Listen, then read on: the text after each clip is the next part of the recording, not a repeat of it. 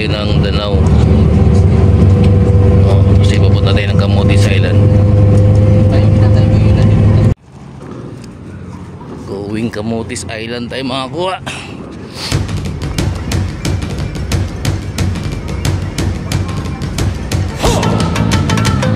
Asan ni sir? Sir? Alayo.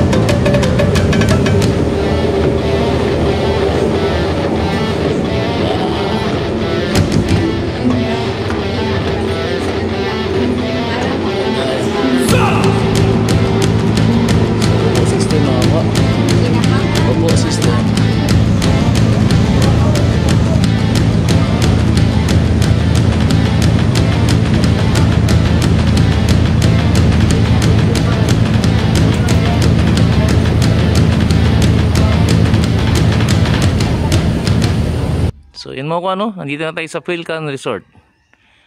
Philcan Tourist Inn in Camotes Island. So ito yung room nila, mayroon silang sa 2, 3, 4. So mag-reserve kayo dito bago kayo magpunta rito, no? So dahil mahal tayo ng kaibigan natin, so naka-reserve tayo dito sa isang room. So dito sa dulo, dito yung Philcan Resort, no? Itong room nila. So sa higaan nakakakuha ay may tawil na, may dalawang unan, ay kumot ka na, napaganda lang ng pagkagawa ng kanilang kama, no? So naka-mirror ka na, mirror blinded yan eh, hindi ka nakikita sa loob, pero nakikita mo sila sa labas, one side blinded yan. So mayroon kang salamin, no? Isang buong salamin. So ayan ako, oh, isang, so yan si kakuha, no? So naka aircon, may mesa ka na dito na pwede mong pag-aralan yung mga gustong pag-aralan. At pinaka-importante ay ang banyo. So may banyo ka na, oh, pwede ka na mag-toothbrush, maghilamos, maligo. So may towel ka na rin. Ano sila yung spray, no? Pagka naghugas ka, spray na lang. So pwede kang mag shower, pwede ka rin mag tub.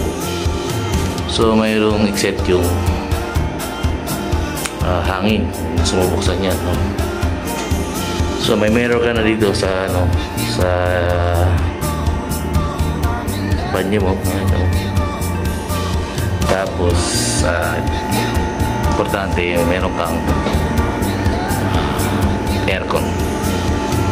So nagpapasalamat tayo dyan sa ating, no, sa ating kaibigan, no?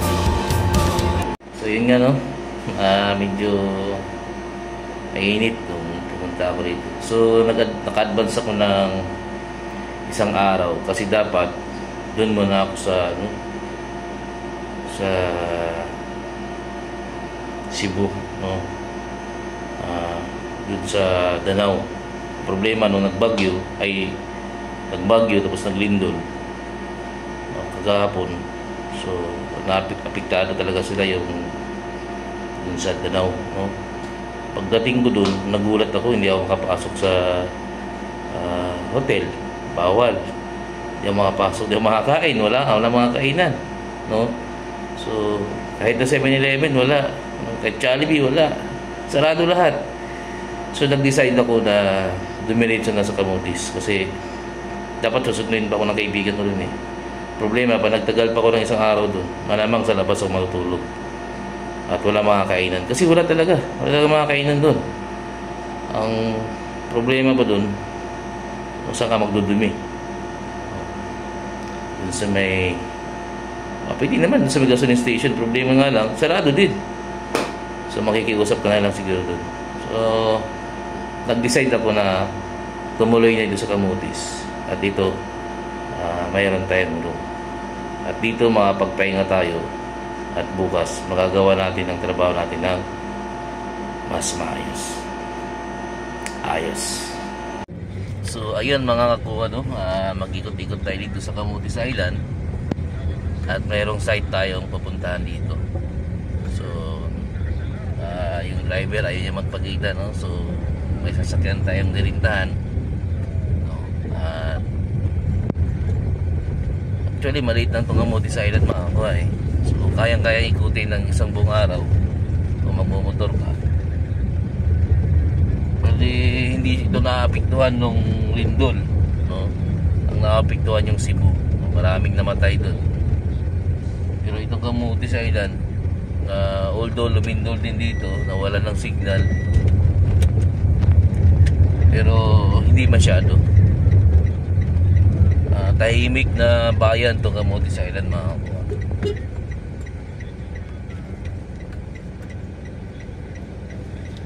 So mga kakuha, samahan nyo akong magpunta dun sa site. Ayos. Magandang hapon mga kakuha, no? So ito tayo, dito tayo sa Camotes Island, no? Pero wag na natin sabihin kung saan area sa Camotes.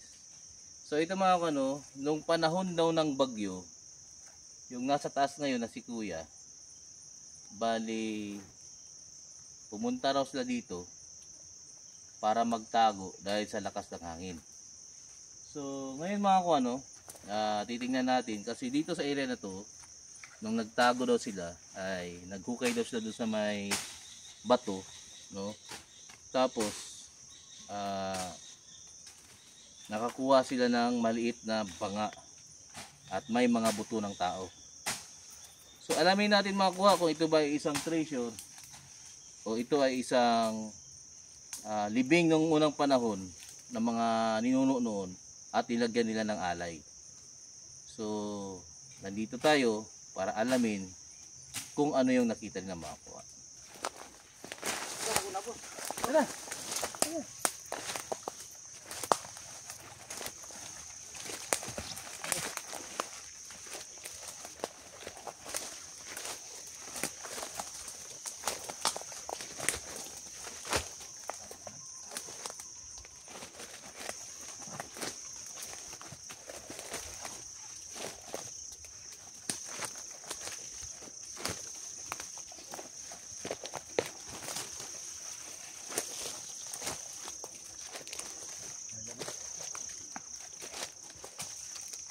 Ilaw, flashlight.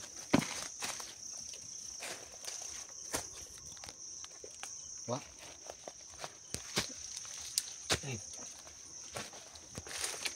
Nga mga kuha, no, ito yung lugar kung saan sila nagtago dito. Tapos ito yung higaan nila, oh. Andito pa yung higaan, no? No? So iyo. So yung hukay nila nandun, no? So ito yung higaan nila noong mga panahon ng bagyo. Hindi pa nila kinuha, yan, no? Mga ilang buwan na to? Ilang taon? Itong higaan nyo, simula ng bagyo. Yolanda? Oh, Yolanda? Year 19. Year 12 lang. Oh, Ilan ba Yolanda? Sundong ba na Yolanda? 2013. 13. 2013. Nandyan pa yung hinigaan nila, hindi na kinuha. Tapos parang taguan din talaga ito ng mga Hapon. Tapos mayroon daw silang nakuha ditong banga at saka buto ng tao. Kasi yung time na yun, yung Yolanda, siyempre baha. So dito sila naglagi. Dito sila nagpondo. So ito yung higaan nila dito para hindi sila abutin ng tubig at hindi sila tamaan ng hangin, no, sa lakas ng hangin ng Yolanda. So bagyo yun ng araw na yun. Pero dahil sa naiinip sila, naghukay-hukay sila dyan ng kahit ano lang, no? Para may makita lang, para may magawa lang. Pero nakita nila yung dyan sila naghukay, no? Ayun, doon sila naghukay. Pero may nakuha silang buto. Andito pa ba yung buto? Mga buto. Yung mga bukog ba? Di rin tayo pumutang. Dali na magpamutang. Andyan pa yung higaan nila. Yun. Bila ba yung bukog? Tanggalan na ito na mag-scan diya. So, iskanin natin makakuha kung totoo bang mayroon dito. Eh po, pero marupok na masyado, no? Lubok na. Oh, marupok na masyado. Wala na. 2013 pa yan. Yung ginawa. Ayan, oh. Marupok na. Lubok na. So, bang may mga ano na. O, tinalian nila, oh. Putulin mo yung tali. Di kumuk. Kumuk. Kumuk na. Yun, oh.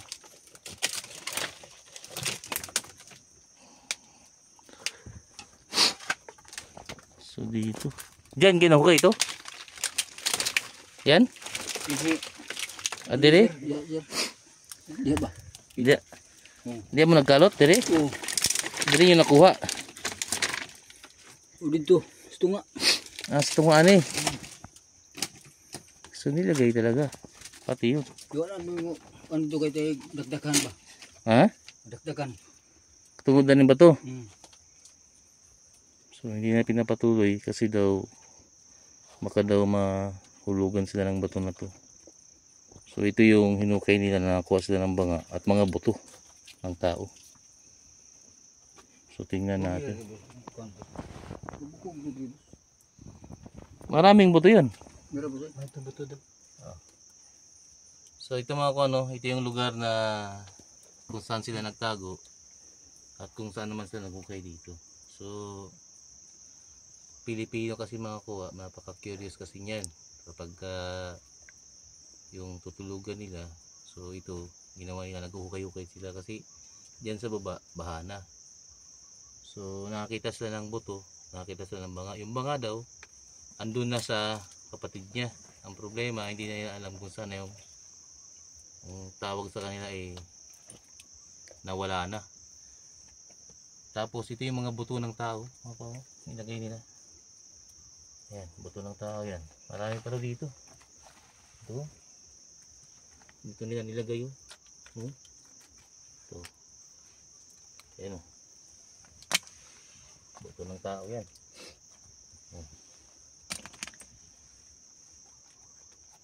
Dami. Ang gawin mo nito sa buto ng tao, gawin mo nito, ipunin mo. Ipunin mo. Pag ipon, lagay mo rin sa banga o sa yung bait na lata. Tapos ilagay mo, ilibing mo. Tapos lagyan mo siya ng kandila. Kasi para manahimik siya. So kasi ang ganito mga ano, kapag ilibing na lang hapon, pinapatay rin nila yung naglibing. So ito buto talaga ng tao, ito mga kawa. Talagang pag buto, amoy buto talaga, no? So ito yung mga buto mga kawa. Patunay na may nakuha sila dito mga kawa. Ito bungo to, sa bungo. Ito.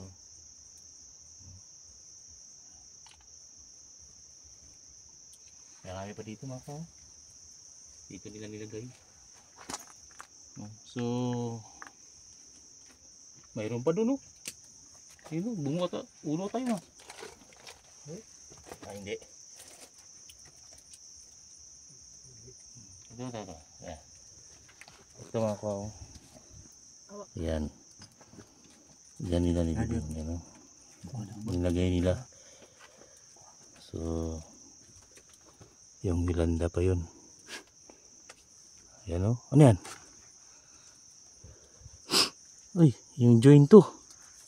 Matigas na buto. Oh, joint. Sa ano? Sa paa. Angkel ba? Ito. Ito ginagawa nilang anting-anting to eh. Pero ang problema, pag ginawa mo ng kanting-kanting, lahat ng tao matatakot sa'yo. Kasi sabihin nila, kanibal ka. So yun. So ito yung kuweba mga kuwa, no? Kuweba talaga. So malamang mayroong nilibing yung hapon dito. Nilagay itong malaking bato na to. Ito. Tapos para harang.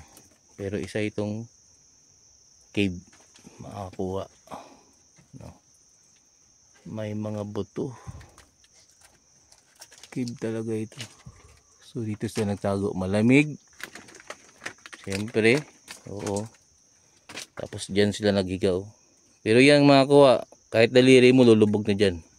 No, hindi lang nagagalaw. At may mga ugat nang nakapalupot. Kaya nag-i-intact siya. So dito yung kwento ng tao na kung saan natakot sa bagyo. Tumagal sila dito. Dito sila natulog.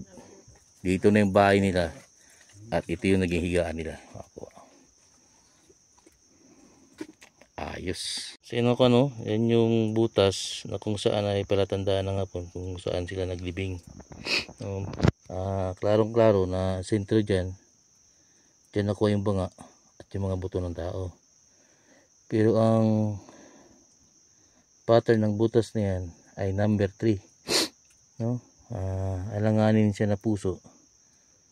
Wala siyang guhit, pero alanganin din siya na 8. So sa tingin ko banga talagang nilagay dyan, pero nasa baba pa yung laman ng banga. Kasi yung banga na nilagay na is empty jar. Ang empty jar, ang ibig sabihin nun, yung laman daw ng banga ay inilibing ng una, saka yung mga pinatay, yung kalansay, no? Yung mga buto na nakuha kasama yung banga na maliit. So yun ang ibig sabihin ng banga na maliit na empty jar. So ito yung area na dapat nilang hukayin kasi inikutan siya ng locator. Pero tingnan muna natin kung makikita ba siya ng scanner. Tara mga kuha. So yun mga kuha, no? Ito yung butas na pinuntahan natin dito sa may Camotes Island. Ipapakita lang namin yung pagbasa ng scan nila, tapos yung itong butas namin. Kasi yung pag-scan kasi namin dyan, hindi namin papakita kasi alam nyo na kapag nagbe-video ka ng may hindi ka nais-nais ay huwag nyo nang ipagpatuloy.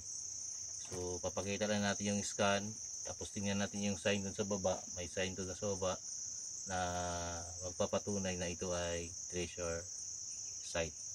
So may mga sign siya dito, no? Kadalasan yung mga hapon ay ganito sila maglibing, yung payungid lang, no? So parang bunganga lang ng tunnel nila. So straight lang ito hanggang ang lalim nito ay nasa approximately 14 to 15 meters, nasa 45 feet, no? Pero hindi approximately yun, hindi ko sinasabi yun na exactly. Pwedeng mapababaw pa sa 45 o mapalalim pa sa 45. Pero ang scanner nagbibigay siya ng lalim ng pagdetection niya. So approximately nasa 50 meter. So yun mga kung ano, bago tayo magbaba, magpapaalam muna ako, tapos tingnan natin yung sign dun sa baba. Ayos. Itong mangga mga ko, itong mangga according sa direction nasa west to, sa east. So yung west, andun yung item dun sa pa west. Pero ito yung mangga na napakalaki, pero punggok, tapos nakahiga na. Sinira siya, inikot, parang inikot siya, namatay na. Doon yung ito yung tumuturo dun sa, ito yung sanga na tumuturo dun. So binaliko-baliko yung sanga mga kuha. Kaya binaliko din yung sanga dito. Ito binaliko din. Pero napakalaking mangga yun. Grabe ang laki. Sobrang laki mga kuha. No? Mayroon daw multo dito mga kuha. Sabi nila papunta doon. Yan yung pinunta namin yung may mga cave na yun. No? Doon. Ayos talaga.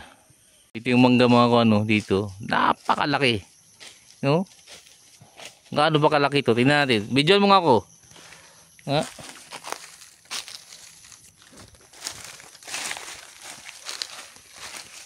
So yung mangga mga kuha ganito kalaking mangga.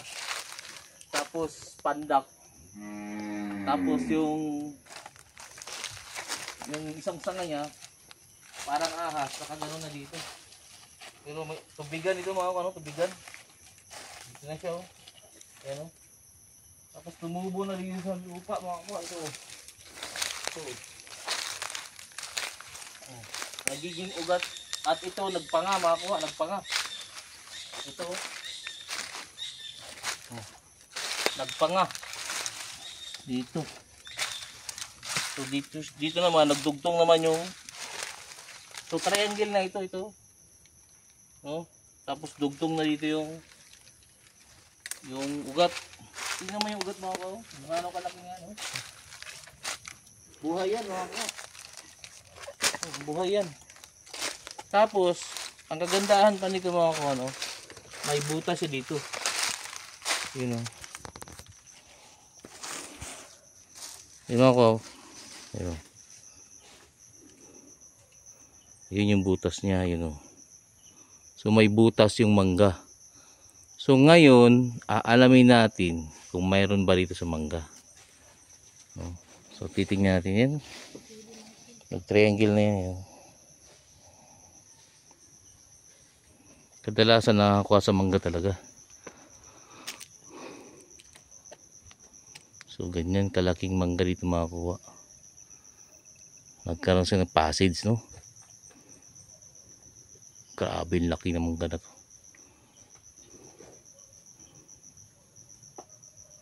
Umabot na ito ng mga 100 years ganito. No? Abot na ba ko ng 100 years? Sobra no? Grabe. Namatay na ang mga kuha ni. Apuhan pag yun. Apuhan na. Oo, apuhan sa apuhan. Grabe no? Tapos may butas doon.